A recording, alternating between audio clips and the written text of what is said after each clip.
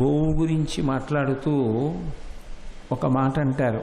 అందులో పయస్వతీ ఊర్జస్వతీ ప్రజావతీ, ఆ గోవు కొన్ని లక్షణములను కలిగి ఉంటుంది అని.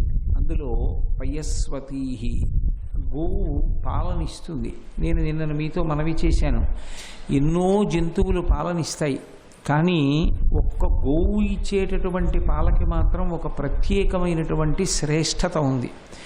ఏమిటి ఆ శ్రేష్టత అంటే, ఆ ఆవు లేనినాడు అసలు యజ్ఞము యాగము అనేటటువంటి కార్యక్రమాలు లేవు, హోమ ప్రక్రియ ఉండదు.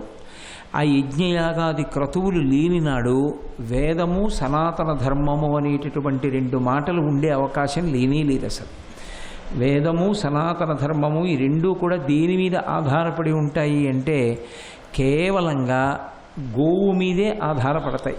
ఎందుచేత అంటే ఆ గోవు నుండి స్రవించేటటువంటి పాలు, గోవు నుండి వచ్చేటటువంటి పెరుగు, నెయ్యి, ఆ తర్వాత ఆ గోమయము అంటే పురీషము, పేడ, ఇవి ఒక యజ్ఞం చెయ్యడానికి అత్యంత ప్రధానమైనటువంటి అవసరములు. అందుకే ఘృతం అని పిలుస్తాం. ఘృతం అంటే నెయ్యి అని ఒక్కటే అర్థం కాదు. ఘృతం అన్న మాట సాధారణంగా దేనికి అన్వయం అవుతుంది అంటే ఒక్క ఆవు పాల నుండి తీసిన నీతికే అన్వయం. గేది పాలలోంచి కూడా నెయ్యి వస్తుంది కదండి అని అడగచ్చు, కానీ గేది పాలలోంచి వచ్చేటటువంటి నెయ్యికి ఘృతం అనబడేటటువంటి సంస్కృత పేరు సమన్వయం కాదు పరిపూర్ణంగా. ఎందుకంటే మీరు చూడండి, ఆశీర్వచనం చేసినప్పుడు ఘృతం పిబేత్ అని ఒక ఆశీర్వచనం, నువ్వు నెయ్యి త్రాగెదవుగాక అని. నీతిని త్రాగెదవుగాక అంటే దాని అర్థం కేవలం నీతిని త్రాగుతాడు అని కాదు. దాని అర్థం ఆ నెయ్యి లేనినాడు యజ్ఞం లేదు. మీరు కేవలంగా హవిస్సుని వండి యజ్ఞం చేయడం కుదరదు. నేతిని వేస్తూ, సమిధ వేస్తూ, ఒక పక్క నుంచి హవిస్సు వెయ్యాలి. ఈ మూడు కలిపి స్వాహాకారంతో వెయ్యాలి. ఈ మూడు వేసేటప్పుడు జ్వాల రగలాలి. జ్వాల రగులుతుంటే తప్ప సమర్పించకూడదు పదార్థాన్ని. అలా జ్వాల రగులుతూ ఉండాలి అంటే కేవలము హవిస్సు చేత అది రగలదు. అలాగే వాడినటువంటి సమిధల చేత రగలదు. అలాగే వేస్తున్నటువంటి వేరొక సమిధ చేత రగలదు. దేని చేత ప్రధానంగా రగులుతుంటుంది అంటే వేస్తున్నటువంటి నెయ్యి వలన. అందుకే ఆజ్యం, ఆ నేతి వలన ఆ మంట రగులుతూ ఉంటుంది యజ్ఞగుండంలో.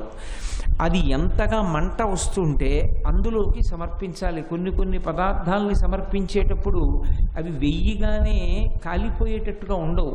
ఒక్కొక్క హోమంలో దానిమ్మ పళ్ళు వేస్తారు, అలాగే అరటి పళ్ళు వేస్తారు, అలాగే తామర పువ్వులు వేస్తారు. కొన్ని చోట్ల నీతిలో ముంచిన తామర పువ్వులు వేస్తారు, కొన్ని చోట్ల తేనెలో ముంచిన తామర పువ్వులు వేస్తారు. ఇలా వేసినప్పుడు ఆ పదార్థాలు వెంటనే ఆహుతి అయ్యే అవకాశం ఉండదు. ఎందుకంటే పక్క నుంచి ఆవు నెయ్యి పడుతూ ఉండాలి. ఈ ఆవు నీతికి ఘృతం అన్న మాటకి కొన్ని అర్థాలు ఉన్నాయి. అన్నములో కలిసిపోతుంది అని ఒక అర్థం. అన్నంలో వేసుకుంటే కలిపినప్పుడు అన్నమంతా కూడా కలిసిపోతుంది. ఆ నెయ్యి కలిసిపోయి లోపలికి పెడుతుంది. రెండు, దానికి కరిగి ప్రవహించేటటువంటి లక్షణం ఉంటుంది. ఒకవేళ చల్లని వాతావరణం ఉంటే పేరుకునేటటువంటి లక్షణాన్ని పొంది ఉంటుంది. అలాగే ఆ ఘృతం అన్న మాటకి ఒక పర్యాయపదం అమృతం. అందుకే ఆవునీతికి పర్యాయపదం ఏది అంటే అమృతమే. ఎందుచేత ఆవునీతిని ఘృతం అన్నదాన్ని అమృతము అని అమరకోశం వ్యాఖ్యానం చేసింది అంటే ఒక్కటే కారణం. అమృతత్వాన్ని పొందాలి అంటే భగవంతుని యొక్క అనుగ్రహం కలగడానికి భక్తితో కూడినటువంటి కర్మ చేస్తే ప్రీతి పొందినటువంటి భగవానుడు మనకి జ్ఞానాన్ని అనుగ్రహిస్తాడు. ఆ జ్ఞానమే అమృతత్వమునకు కారణము. అమృతత్వం అంటే మళ్ళీ పుట్టకుండా ఉండడం. ఇదే ఆఖరిసారి శరీరం పడిపోయేటటువంటి స్థితిని పొంది ఉండడం. అటువంటి స్థితిని పొందాలి అంటే కేవలముగా కర్మ వలననే సంభవమవుతుంది. ఆ కర్మయందు అత్యంత ప్రధానము అగ్నికార్యము. అగ్నికార్యము, హోమ ప్రక్రియ అంతా దేని మీద ఆధారపడుతుంది అంటే ఆవు నెయ్యి మీద ఆధారపడుతుంది. ఆవు నెయ్యి ఎక్కడి నుంచి వస్తుంది అంటే ఒక్క ఆవులోంచే వస్తుంది. అందుకే అది బాహ్యమునందు మనకే కాదు లక్ష్మీప్రదము, దేవతలకు కూడా లక్ష్మీప్రదం. లక్ష్మీప్రదము అన్న మాటని మీరు కొంచెం జాగ్రత్తగా అర్థం చేసుకోవాలి. చాలామంది దృష్టిలో లక్ష్మీప్రదము అని అన్నాను అనుకోండి, మీకు లక్ష్మీదేవి అనుగ్రహం కలుగుతుంది అన్నాను అనుకోండి, ఏదో డబ్బు రావడం, భూములు రావడం, పొలాలు రావడం, వాహనాలు రావడం అనుకుంటారు. కాదు, లక్ష్మీ అన్న మాటని, లక్ష్మీదేవి యొక్క కటాక్షము అన్న మాటని జాగ్రత్తగా అర్థం చేసుకోవాలంటే మహాభారతంలో అనుశాసన పర్వం చూడాలి. మహాభారతం అనుశాసన పర్వం చూస్తే లక్ష్మీదేవి యొక్క కటాక్షం అన్న మాటకు అర్థం ఏమిటో సక్రమంగా అర్థమవుతుంది. ప్రశాంతముగా ఉండగలగడం, శాస్త్రీయమైనటువంటి జీవనం చెయ్యడం, గురువు యందు అపారమైనటువంటి భక్తి ప్రపత్తులను పొంది ఉండడం, నిత్యతృప్తుడై ఎప్పుడూ తృప్తితో ఉండగలగడం లక్ష్మీదేవి యొక్క అనుగ్రహం కలిగింది అనడానికి గుర్తు. ఇవి లేనినాడు బాహ్యములో ఎన్ని ఉండనివ్వండి, వాడు లక్ష్మీవంతుడు కాడు.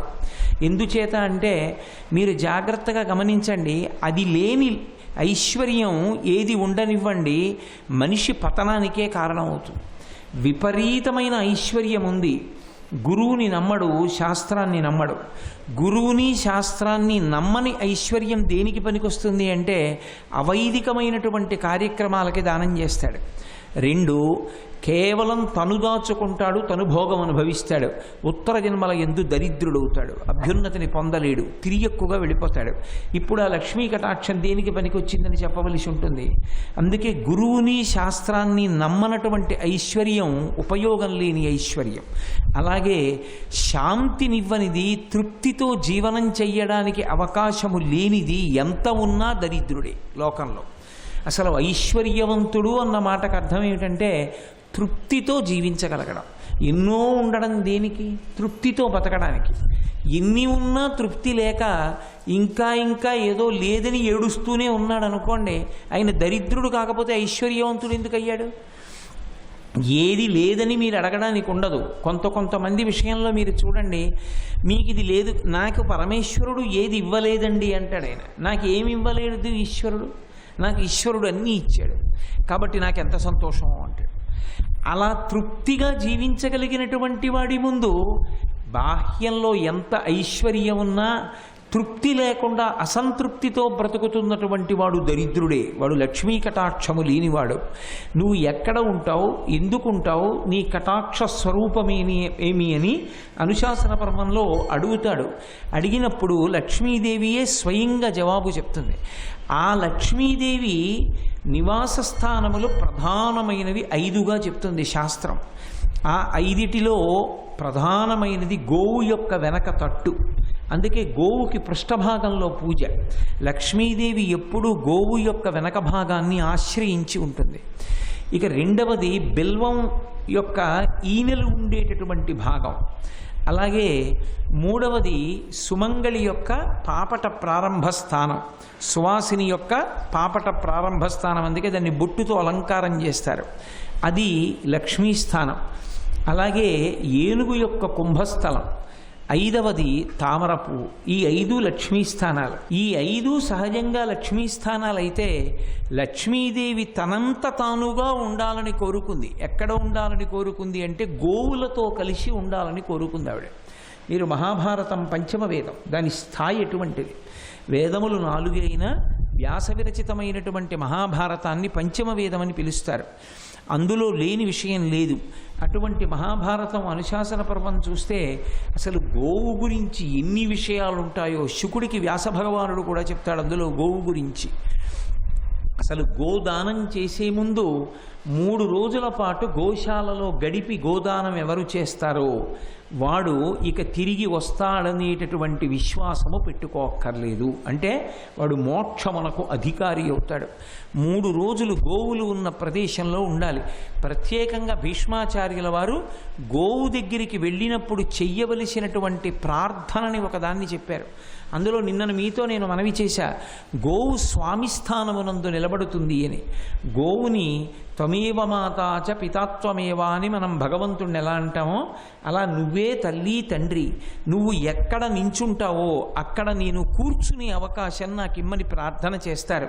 అంటే గోశాల దేని కొరకు అంటే కేవలం గోవుల్ని కట్టడానికి కాదు, గోశాల పరమ పవిత్రమైనటువంటి ప్రదేశం. కాసేపు జపం చేసుకోవాలి ప్రశాంతంగా అనుకుంటే గోశాలలో కూర్చుని జపం చేసుకోవచ్చు. గోశాలలో కూర్చుని మహాభారతం, రామాయణం, భాగవతం లాంటి పవిత్ర గ్రంథాలని చదువుకోవచ్చు, భగవద్గీత పారాయణ చేసుకోవచ్చు, దేవతా స్తోత్రాలు చదువుకోవచ్చు. ధార్మికమైనటువంటి విషయాలు మాట్లాడుకోవలసి వస్తే మనసు విప్పి మాట్లాడుకునేటప్పుడు గోశాలలో కూర్చుంటారు. మహాత్మా గాంధీ గారు, అలాగే కంచికామకోటి పీఠాధిపత్యం వహించిన నడిచే దేవుడిని పేరుగాంచినటువంటి పరమ పూజనీయులైన చంద్రశేఖరేంద్ర సరస్వతి మహాస్వామి వారు కలుసుకున్నప్పుడు గోశాలలోనే కూర్చుని మాట్లాడుకున్నారు. గోశాల అంత పరమ పవిత్ర ప్రదేశం. అటువంటి గోశాలలో గోవులతో కలిసి తాను ఉండాలని లక్ష్మీదేవి కోరుకుని వెళ్ళి అడిగింది గోవుల్ని, నాకు మీతో పాటు స్థానం ఇవ్వండి, మీరెక్కడుంటారో అక్కడ నేను ఉంటానని అడిగింది. అవి అంగీకరించలేదు. నువ్వు వద్దు, మాతోటి మేమున్న చోట నువ్వు ఉండద్దు, నువ్వు వెళ్ళిపోవన్నాయి. అయ్యయ్యో అదేమిటి, అందరూ నేను రావాలని కోరుకుంటారు. యద్భ్రూభంగా ప్రమాణం స్థిరచర రచన తరతంజే మురారే అని పరాశర భట్టర్లు. అందరూ ఏ తల్లి యొక్క కడగంటి చూపు కావాలని కోరుకుంటారో ఆమె శ్రీ మహాలక్ష్మి. అటువంటి తల్లి నేను మీతో కలిసి ఉంటానంటే గోవులు తిరస్కరించే, మాతో నువ్వు ఉండద్దన్నాయి. ఎందుకు ఉండద్దంటున్నారు, కారణం ఏమిటని అడిగింది ఆవిడ. నువ్వు చించెల లక్ష్మివి, నువ్వు ఒక చోట ఉండవు, నువ్వు తరచుగా వెళ్ళిపోతుంటావు వస్తుంటావు, అందుకని నువ్వు మాతో ఉండద్దు. అంత చాంచల్య స్వభావం ఉన్నటువంటి వాళ్ళని మేము మాతో ఉంచుకోం, అందుకని నువ్వు మాతో ఉండద్దన్నాయి. అంటే ఆవిడ ప్రార్థన చేసింది, నాకు బలీయమైన కోరిక, లోకమంతా నా అనుగ్రహాన్ని కోరుతుంది, నేను మీ అనుగ్రహాన్ని కోరుకుంటున్నాను, నాకు మీతో పాటు ఉండేటటువంటి అవకాశాన్ని కల్పించండి అంది. అంటే గోవులన్నాయి, నీకు మేము అవకాశం ఇస్తున్నాం, 2 స్థానములను కల్పిస్తాం, మమ్మల్ని ఆశ్రయించి నువ్వు వాటిలో ఉండు అన్నాయి. ఎక్కడ ఉండమంటారని అడిగింది. మా మలమూత్రముల యందు ఉండమన్నాయి. అందుకే గోవు యొక్క మలము పేడలోనూ గోవు యొక్క మూత్రములోనూ లక్ష్మీదేవి ఉంటుంది. ఆ 2 బయటికి వచ్చేటటువంటి స్థానము కలిగినటువంటి గోవు వెనక తట్టు లక్ష్మీ స్థానమై పూజనీయమైంది. ఇది ఏదో నేను చెప్తున్నాను అనుకోకండి, మహాభారతంలో స్వయంగా వ్యాస భగవానుడు, తిక్కన గారు మొదలైనటువంటి వారు అందించినటువంటి పరమ సత్యం. కాబట్టి లక్ష్మీదేవి ఎప్పుడూ కూడా గోమయాన్ని, గోమూత్రాన్ని ఆశ్రయించి ఉంటుంది. ఏ ఇంటి ముందు గోమయంతో అలికి ముగ్గు వేయబడి ఉంటుందో ఆ ఇంట లక్ష్మీదేవి స్థిర నివాసం చేస్తుంది. ఏ ప్రదేశం గోమయంతో అలకబడుతుంటుందో ఆ ప్రదేశం ఎప్పుడూ కూడా పరమ పవిత్రమై దేవతలు వచ్చి కూర్చోవడానికి అనువైనదై ఉంటుంది. అందుకే పూర్వకాలంలో ప్రతి ఇంట్లోనూ పేడ చేసి పిడకలు కొట్టడం అనేటటువంటి సంప్రదాయం ఒకటి ఉండేది. ఎందుకు కొట్టేవారంటే ఆ పేడ ముద్ద చేత్తో పట్టుకొని పిడక కొడితే ఆ పేడ చేతికి తగిలిన కారణం చేత లక్ష్మీ సంపన్నత కలుగుతుంది, లేనిదన్నది ఉండదు. ఇంకా మీరు చూడండి, లోకంలో వంశం ఎవరిది? మగవాడిది. నాకు నా భార్య సంతానాన్ని కంది, నా కొడుకు నా కూతురు నా భార్య నుండి కదా వచ్చారు, వచ్చిన వంశం ఎవరిది? నాది. నా కొడుకు నా కూతురు అంటాను. వారు చాగంటి వారి బిడ్డలు, వారు ఆత్రేయ గోత్రీకులు అయినప్పుడు వాళ్ళు నా బిడ్డలు, మగవాడి వైపు వంశం. అయినా సంతానం కలగకపోతే పరితపించిపోయేది ఎక్కువగా ఎవరంటే ఆడదే. ఆ మాతృత్వాన్ని పొందాలని కోరుకుంటారు. లక్ష్మి అన్న మాటని మీరు జాగ్రత్తగా అర్థం చేసుకుంటే, లక్ష్మ అంటే గుర్తు. లక్ష్మి ఉన్నది అన్నది ఎలా తెలుస్తుందంటే గుర్తుల వలన తెలుస్తుంది. ఒక ఆవిడ బొట్టు పెట్టుకుని పాపట ప్రారంభ స్థానంలో బొట్టు పెట్టుకుందనుకోండి, ఆమె సుమంగళిత్వాన్ని పొందింది. ఆవిడ దర్శనం చాలు, కామాక్షి దర్శనం. బయటికి వస్తూ ఉంటే ఒక సుమంగళి ఎదురొచ్చిందనుకోండి, ఓ ఇవాళ నా తల్లి కామాక్షి నాకు ఎదురొచ్చిందని 2 చేతులు ఎత్తి నమస్కారం చేసి బయలుదేరుతాం. సుమంగళీత్వము ఒక లక్ష్మ, ఒక గుర్తు, లక్ష్మీ ప్రదత్వమునకు గుర్తయి ఉంటుంది. అమ్మా అమ్మా అని ఎవరో పిలిచారనుకోండి పిల్లలు వచ్చి, ఆమె మాతృత్వాన్ని పొందింది. లక్ష్మ గుర్తు. ఇవి గుర్తులు. ఈ గుర్తుల చేత ఆమె లక్ష్మీ కటాక్షమును పొందినదని తెలుస్తుంది. కొన్నాళ్ళయింది, అక్కడతో సరిపోదు. అమ్మమ్మ అమ్మమ్మ అని పిలిచే మనవలు ఉండాలి. లక్ష్మి కటాక్షించింది. అమ్మమ్మ అంటే సరిపోదు, నాన్నమ్మ నాన్నమ్మ అనే మనవలు ఉండాలి. అప్పుడు లక్ష్మి కాదు. ఏ ఇంట పెళ్లి జరుగుతున్నా ఒక్కసారి ఆవిడ దగ్గర పసుపు కుంకం తీసుకోండి అనిపించుకోగలగాలి. ఏ ఇంట్లో బిడ్డ పుట్టినా ఆవిడ కట్టి విప్పిన చీర పిల్లవాడి కింద వేయండి గండం రాదనిపించుకోగలగాలి. ఇవి లక్ష్మ, ఇవి లక్ష్ములు అంటారు. అంటే గుర్తుల చేత ఆమె అనుగ్రహ ప్రసరణము విశదమవుతుంది. ఆ అనుగ్రహ ప్రసరణమును కోరి ఆవు పేడ చేతితో పిసికి పిడకలు కొడతారు. అదేదో చాలా కఠినమైనటువంటి విశేషం, దాని జోలికి మనం వెళ్ళకూడదు అనుకోకూడదు. అత్యంత తేలికగా లక్ష్మీ కటాక్షం ప్రసరించడానికి కారణం. మీరు నన్ను ఒక ప్రశ్న వెయ్యొచ్చు, నేనేం పరిహాసానికి అంటలేదు ఈ మాట. ఏం మగవారు కూడా కొట్టచ్చు కదండి పిడకలు అని. నేను మీతో ఒక శాస్త్రీయమైన మాట చెప్తాను. మగవాడి లక్ష్మీ స్థానం ఆడదే. మగవాడి లక్ష్మి ఎక్కడుంటుంది అంటే తన భార్యలోనే ఉంటుంది. గృహలక్ష్మి గృహే గృహే. భార్య ఎంత సంతోషాన్ని పొందుతుంటుందో, నేను ఈయనకి భార్య నవ్వడమే నా అదృష్టం అని ఎంత అనుకుంటుందో ఆయనకి అంత లక్ష్మి కలుగుతుంది. ఆమె తన చెయ్యి పెట్టే చెయ్యి కావాలి అంటే భర్త అంతటి కీర్తివంతుడు కావాలి, అంత ధార్మికమైన ఆర్జనాపరుడు కావాలి, ఇహలోకమునందు పరలోకమునందు మోక్షమునకు వెళ్ళగలిగినటువంటి పదమునందు ప్రయాణించగలిగిన వాళ్ళు కావాలి. ఇది కోరి ఆవు పేడ పిడకలు చేసి కొడుతూ ఉంటారు.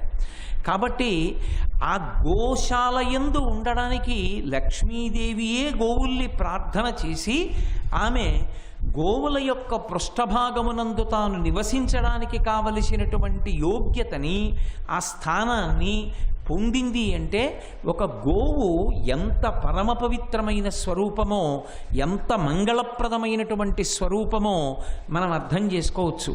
అటువంటి గోవు పయస్వతీహి అని పిలిచారు దాన్ని. అంటే పాలిచ్చునది. ఎన్నో ఉన్నాయి పాలిచ్చునవి. అన్నిటినీ అలా పిలుస్తారా? అలా పిలవరు. ఒక్క గోవునే పిలిచారు. అలా ఎందుకు పిలిచారు నేను మీతో మనవి చేశా. ఈ లోకమునందు ఇక్కడ కావలసినటువంటి ఆహారాన్ని సమకూర్చడం కాదు, ఆ ఆహారము సత్వగుణముతో కూడుకున్నదయ్యేటట్టుగా ఇవ్వగలిగినది ఆ ఒక్కటే. ఏ ఇతర జంతువు పాలు తాగండి, రజోగుణ తమో గుణాలు కలుగుతాయి. ఒక్క ఆవు పాలు. అందుకే సన్యాసి కూడా స్వీకరిస్తాడు. అథవా కొంతమంది సన్యాసులకి ఒక లక్షణం ఉంటుంది. ఆవు పేడ పిడకలతో చేసినటువంటి అగ్నిహోత్రం మీద చేసిన వంట మాత్రమే తింటారు తప్ప ఇతరమైన వంట తినరు. ఇంకా ఒక్క ఆవు పేడ పిడకతో వండితేనే తింటారు. ఆవు మలం ఎందుకంత గొప్పదైంది అంటే మూత్రము పురీషము ఈ రెండు అంత గొప్పవి అని చెప్పడానికి కారణం ఏమిటంటే విషపు వాయువుని కూడా పిడకకి అగ్నిహోత్రం తగల్చినప్పుడు వచ్చేటటువంటి పొగని విరిచేస్తుంది. ఆ పిడకలోంచి వచ్చే పొగ బయట నుంచి విషవాయువు వస్తోందనుకోండి, విషవాయువుని విరగ్గొడుతుంది. అందుకే ఒకానొకప్పుడు చంద్రశేఖరేంద్ర సరస్వతి మహాస్వామి వారు ఒక ఇంట్లో విడిది చేశారు. విడిది చేయడం అంటే ఆయన ఒక గృహస్థు ఇంట్లో అని కాదు నా ఉద్దేశ్యం. ఆయన ఎక్కడికి వెళ్ళినా పాకలో ఉంటుండేవారు. ఓ పాకలో ఉన్నారు. వారు ఒరుగంట పూజ అని ప్రతిరోజు ఒక గంట పూజ చేసేవారు. ఆ పూజ చేస్తున్న సమయంలో దాలి పెట్టారు. ఆవు పిడకల మీద ఏదో వండుతున్నారు నైవేద్యం. విపరీతమైన పొగ కమ్మింది. అందరూ కంగారు పడ్డారు. స్వామి పూజ చేసుకుంటున్నారు, ఇంత పొగొస్తోంది, ఇబ్బందిగా ఉంది, అగ్నిహోత్రాన్ని నిధనం చేద్దామా అని.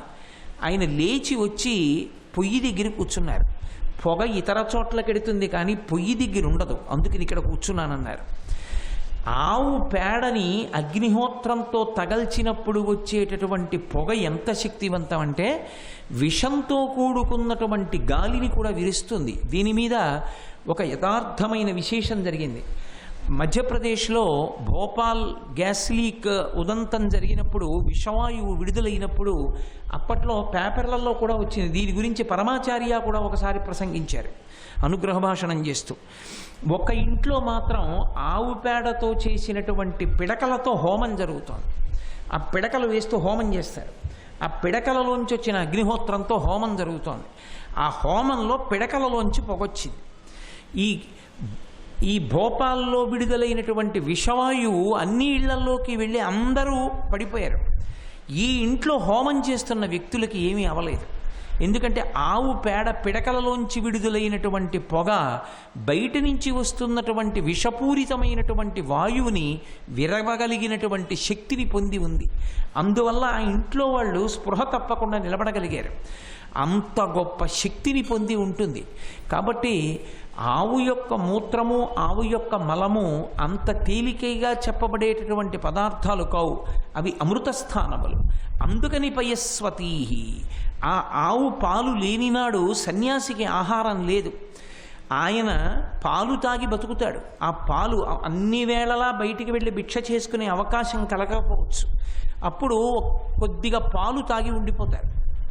అలాగే పసిపిల్లవాడు ఉంటాడు, తల్లి లేని పిల్లవాడు, లేక తల్లి దగ్గర సరిపోయినన్ని పాలు లేని పిల్లవాడు. ఆ పిల్లవాడు బతకడానికి కారణం గోమాత. ఆమె పాలే, ఆవిడ పాలే తల్లి లేని పిల్లలకి కూడా పడతారు. అలాగే అనారోగ్యంతో ఉన్నవాళ్ళు తాగడానికి ఉపయుక్తమైనవి ఆ పాలే. ఆ పాలలోంచి వచ్చినటువంటి పెరుగు, నెయ్యి పంచగవ్యాలలో పాత్ర తీసుకుని అవి లోపల ఉన్నటువంటి పాపాలని కాలుస్తాయి. ఆ పాలలోంచి వచ్చినటువంటి నెయ్యి అమృతమై ఉంటుంది. అందుకే నేను నిన్న మీతో మనవి చేశాను, హవిస్సులో మిగిలిన పదార్థాన్ని కొంతమంది భుజించి ఉపవాసం చేస్తారు అని. అలాగే గోవుకి సంబంధించినటువంటి నీటి పాత్ర చేత్తో పట్టుకుని ఆ గోఘృతాన్ని అగ్నిహోత్రంలోకి వేస్తూ హోమం చేసేటటువంటి ప్రక్రియ యందు మిగిలినటువంటి ఆజ్యము ఏది ఉంటుందో దాన్ని అమృతము అని పిలుస్తారు. అది అమృతమే. అంత శక్తిని పొంది ఉంటుంది. అందుకే అది ఎక్కడి నుంచి వస్తుంది అంటే కేవలము ఆవు పాల నుండే వస్తుంది. అందుకే ఆవు లేదనుకోండి ఇక యజ్ఞయాగాదులు లేవు. ఆవు లేదనుకోండి ఇక వేదము ఉన్నా కూడా మనకేమీ ఉపయోగం ఉండదు. మనం యజ్ఞం చేసి ఫలితాన్ని పొందే అవకాశం ఉండదు. అందుకే అంత గొప్ప అనుగ్రహాన్ని ఇవ్వగలిగినది యజ్ఞయాగాది క్రతువులు ఎవరు లేకపోతే ఇక లేవో అటువంటి ప్రాణి ఈ భూమండలం మొత్తం మీద గోవు ఒక్కటే. అందుకే గోవుని పిలిచినప్పుడు పయస్వతీహి అని పిలుస్తారు. ఊర్జస్వతీహి. ఊర్జస్వతీహి అంటే ఆవు పాలు నాకు పడలేదు అన్నవాడు ఉండడు. నాకు ఆవు పాలు పడవండి అని అనరు. ఆవు పాలు పసిపిల్లల దగ్గర నుండి సన్యాసి వరకు అందరూ తీసుకుంటారు. అందరికీ జీర్ణమవుతాయి. అనారోగ్యంతో ఉండి జ్వరంతో ఉన్నవాడు కూడా ఆవు పాలు సేవిస్తారు. సరికదా? ఆవు పాలు ఆయుర్వేదంలో ఔషధుల్ని తయారు చేప్పుడు ఉపయోగిస్తారు. అందుకని అది బలానికి కారణమవుతుంది. అందుకని ఊర్జస్వతీ. సర్వం శ్రీ ఉమామహేశ్వర పరబ్రహ్మార్పణమస్తు. స్వస్తి.